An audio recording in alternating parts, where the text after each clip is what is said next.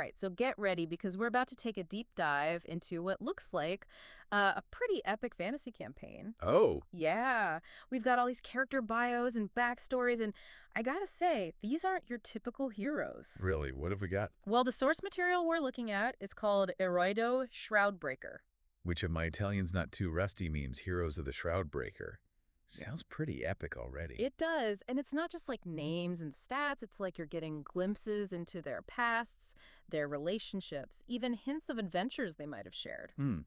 Like we're joining a campaign that's already in progress. Exactly. And these characters are anything but ordinary. We've got a psionic drag queen, a water genasi druid.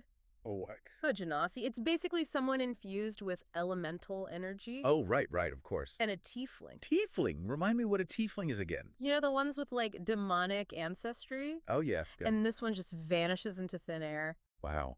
So you've got like a psionic drag queen, a water elemental druid, and a disappearing demon person. It's like someone took all the coolest fantasy tropes and just like threw them into a blender. It's a great mix. It is. Well, where do we start? Well, how about with MERULA VESTRO? MERULA VESTRO. All right, lay it on me.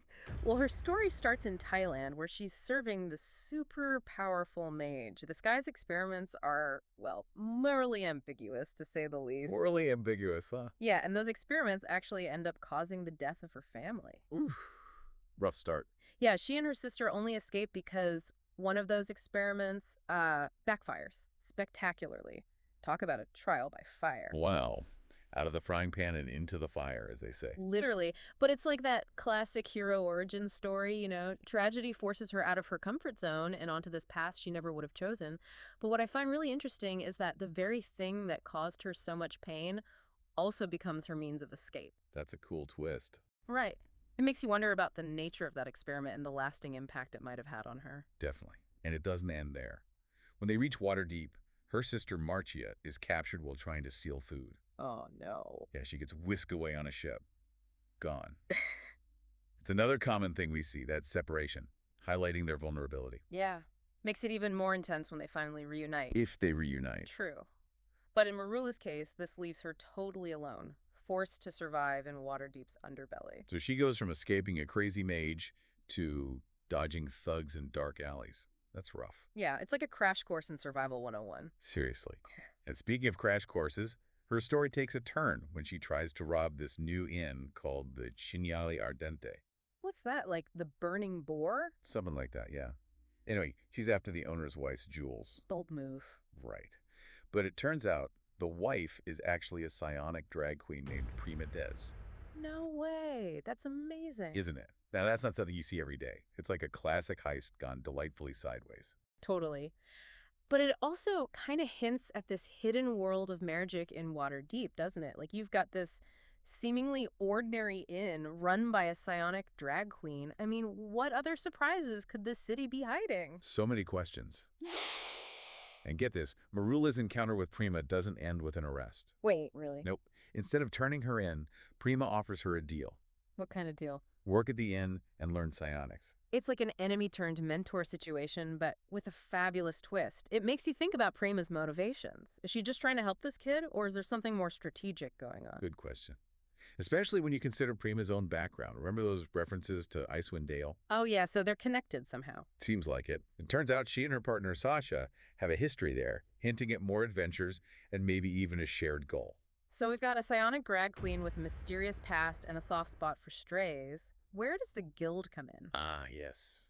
The guild. Prima isn't just a powerful psionic figure. She's part of this guild called Okisokusi. It means like half-closed eyes. That's a cool name. So what's this guild all about? Well, it's a network across multiple cities, with members trained in psionics, runes, even fey arts. That's magic connected to the Feywild, you know? Oh, wow. So it's not just some local group. They're organized, influential, with a finger in all sorts of magical pies. Exactly. It's like we're seeing the tip of the iceberg, and you just know there's so much more going on beneath the surface. What kind of calls to arms does this guild respond to? What secrets are they protecting? I need answers. Me too. But for now, let's switch gears and talk about a completely different kind of hero. Okay, hit me. Babaganoosh, the water genasi druid. Babaganoosh. That's a unique name. It is. And his story is really interesting because it touches on being an outsider. finding your place in a world that doesn't understand you. That's a powerful theme. Okay, I'm all ears. So genasi are already pretty rare. But a water genasi druid, that's a combination I haven't seen before. What makes his story so unique? Well, his birth is tied to this crazy battle. It was infused with the magic of a merid, a powerful water spirit. Whoa. So he's like literally born from magic and chaos. Pretty much. This connection to the merid gives him amazing abilities, but it also makes him an outsider. He grows up feared and ostracized, which leads him to seek solace and training with druids. So he finds acceptance in nature, the very thing that makes him different. That's really cool. But wait, how does he stay in touch with his family if he's living this nomadic druid life? That's gotta be tough. Well, this is where it gets kind of charming. He communicates with his family through a talking parrot. A talking parrot, that's awesome. Right. It might seem like a small detail, but it says a lot about him, you know? He embraces his druid path, but he doesn't cut ties with his roots. Totally. It's a good reminder that even heroes have families, and those bonds can endure even the most extraordinary circumstances. Exactly. And that's what makes these characters so interesting. They're not just archetypes, they're people. Complex histories, relationships, motivations, heroes in the making, but their paths are anything but straightforward. I know. It's amazing how these backstories are already kind of weaving together, even with just these first few characters. Like, we've got this psionic mentorship happening in Waterdeep, a secret guild with crazy influence, and a water genasi who's found his calling out in nature, and we haven't even gotten to everyone yet. It's true. Each character just adds another layer to this world, making it richer, more complex. And the more we learn, the more questions we have. Like, what about those Icewind Dale references? It feels important. Mm. I'm really curious to see how it all ties into the bigger picture. Well, you're in luck because our next hero takes us straight to the frozen heart of Icewind Dale. Meet Arcadia Hornraven. Her story is this wild mix of family legacy, divine intervention, and like a whole lot of mystery. Ooh, from psionics to the frozen north. Yeah. Tell me more about this Arcadia. What makes her story so interesting? Well, her parents, Mouser and Dorothea, have a pretty complicated history. Mouser was a warrior, and he made a pact with the Raven Queen. The Raven Queen. Yeah, you know, the deity associated with death, fate, winter, all that fun stuff. Right, right. Anyway, he made this pact with her to gain power, but then he ended up breaking the pact by choosing love over vengeance, which didn't exactly make the Raven Queen happy. Makes sense. Choosing love over power, that's a tough one. But it usually makes for a good story. So what happened? How did the Raven Queen react? Oh, she reacted. As punishment for breaking his vow, she stripped him of all his memories and powers. It's a pretty stark reminder that in this world, the gods play by their own rules. They do. But even with Mouser losing his powers, Dorothea's prayers for a child are answered. And this is where things get interesting. Oh, how so? Arcadia just kind of arrives, seemingly out of nowhere. It's enough to make Dorothea suspect that maybe the Raven Queen had a hand in her arrival. A child born under a shadow of divine intervention? That's intense. Makes you wonder about Arcadia's destiny. Is she a gift? A curse? Something in between. Right, and then there's the question of what role will the Raven Queen play in her life? Lots of questions. So what happens next? Well, Arcadia grows up with this mysterious divine connection. She receives guidance and power from a deity, but is it the Raven Queen, as her mother suspects, or someone else entirely? We don't know for sure. But then at 13, she receives instructions, divine instructions, to become an adventurer just like her father. Wow. It's like a classic hero's call to adventure, but with this whole layer of divine intrigue. Exactly. She leaves her parents promising to restore her father's memories and basically uncover her own destiny. It's a pretty big task for a 13-year-old. It is. But that's what heroes do, right? Yeah, I guess so. But let's shift gears for a sec. Let's talk about another character whose life has been touched by Icewind Dale. Alfira. You remember Prima, the psionic drag queen from Waterdeep. Of course. How could I forget Prima? Well, Alfira's practically family, and her story is just as captivating. Back to Waterdeep, but with a connection to Icewind Dale. I'm starting to see a pattern here, like a web of interconnected destinies. Right. So what's Alfira's story? What brings her into this mix of heroes and adventure? Well, she's a half-elf, and she was born near the Sea of Moving Ice. Which might explain her affinity for water later on. Yeah, maybe. But her early life is marked by tragedy. Her mother abandoned her, and her father was sacrificed to Arl, you know, the frost goddess who rules Icewind Dale. Right. That's a rough start. Yeah. Sets the stage for a life of resilience, I'd say.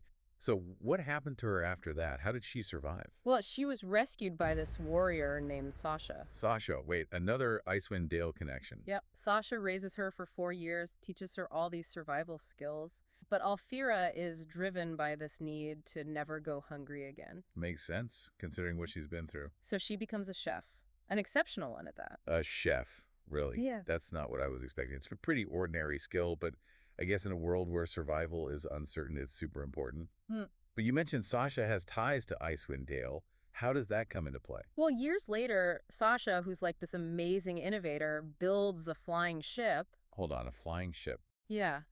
She calls it the Silver Ghost R101 and embarks on this dangerous mission with the Knights of the Ash. They're like this group dedicated to fighting evil. Sounds intense. So what happened on this mission? Well, tragedy strikes again. Sasha returns mortally wounded. Alfira is devastated. Oh no.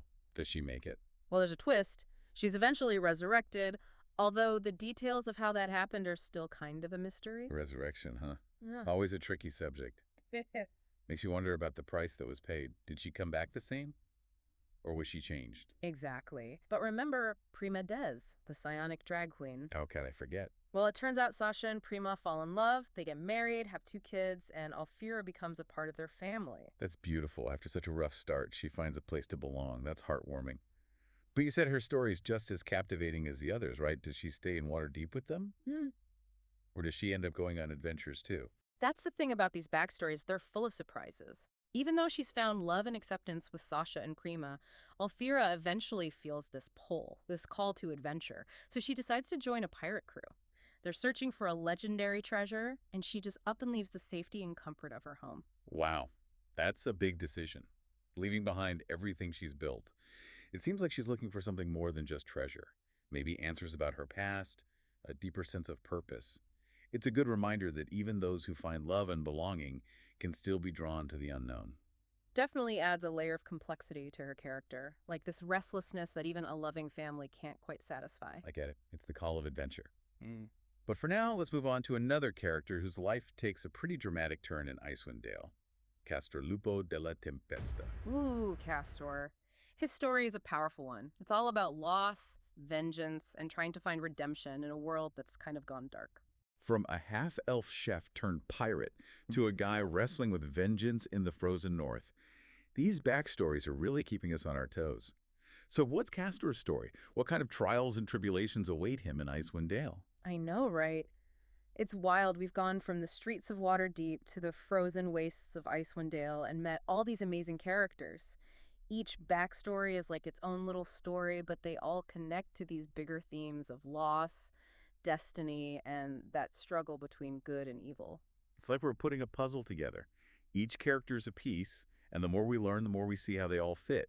And the bigger picture is this world that's kind of on the edge of chaos. Totally. And speaking of chaos, let's talk about Lupo della Tempesta. He's from Targos, up in Icewind Dale, and his story is all about the strength of the human spirit, even when dealing with unimaginable loss. You mentioned vengeance before. What kind of person is he, and what pushes him down that path?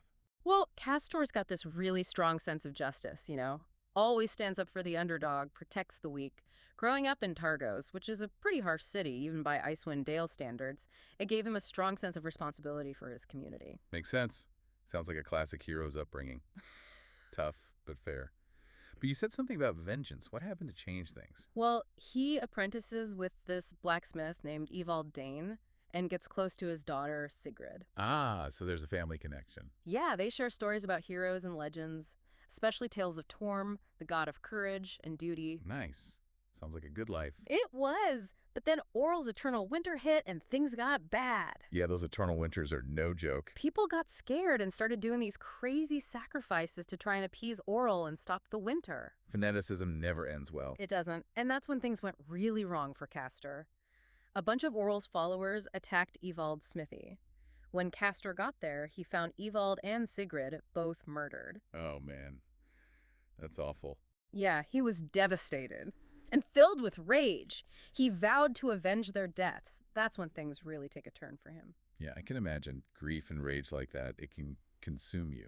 Does he just go on a rampage? He wants to. He focuses all his anger on this half-elf sorceress named Galea Galio because he thinks she did it. Ooh, misdirected anger. That's always dangerous. It is, but luckily his mother, Helen, steps in. She sees how much rage he's carrying and uses a calming spell to show him the truth. What's the truth? That Galea and her group are actually fighting against Oral and her followers.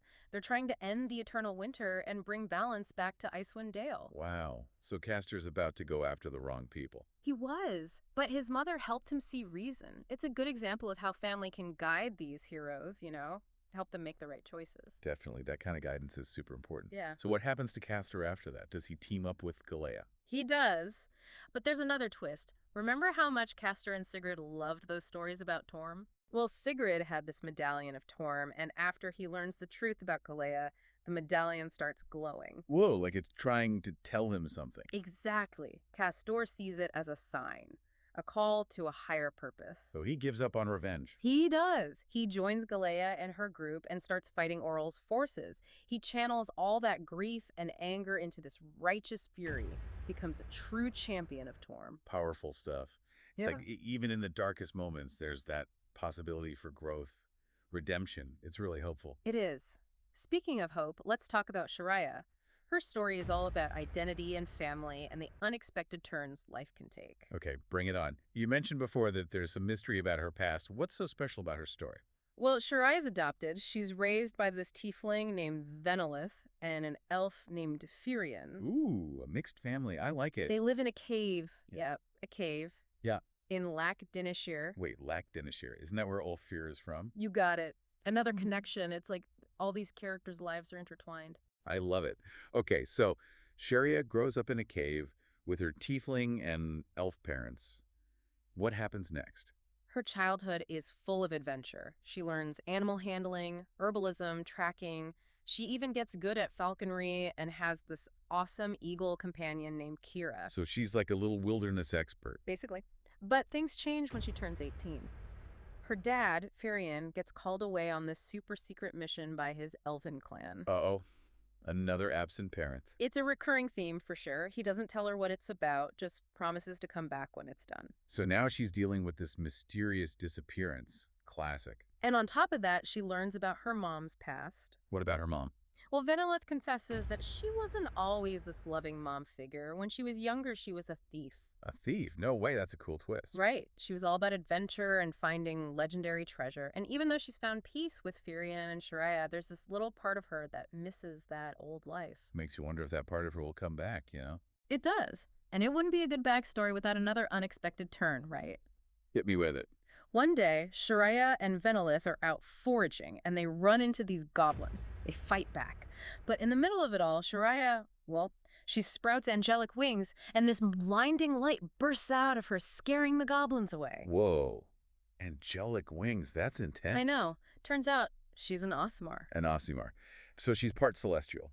That explains the wings and the light. Exactly. It throws her whole world upside down. I bet.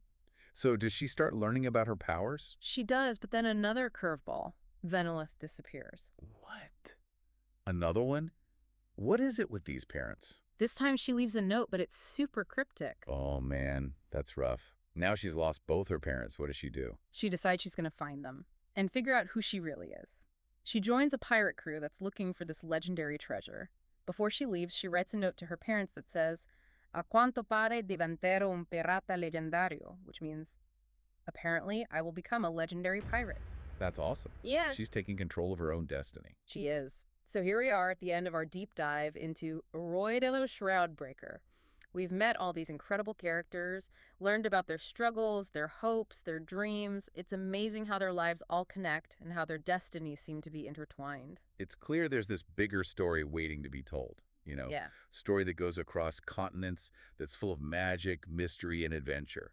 I mean, we've got psionic drag queens leading secret societies, water genasi communing with nature, divinely chosen heroes battling ancient evils, and an Aasimar pirate. I know. It's such a unique world, and we've only just scratched the surface. What really gets me is that idea of choice. Mm-hmm. Each of these characters, no matter what they face, They make decisions that shape who they become. They choose love over vengeance. They choose to rise above their pain. They choose to embrace adventure. It's inspiring. It is. So as we wrap up this deep dive, I'm left wondering about what's next for these Eroi dello Shroudbreaker. Will their paths converge? Will they find what they're looking for? Will they become the heroes they're meant to be? So many questions. But that's the beauty of it all, right? We can let our imaginations run wild and think about what might happen next. Exactly. What stood out to you?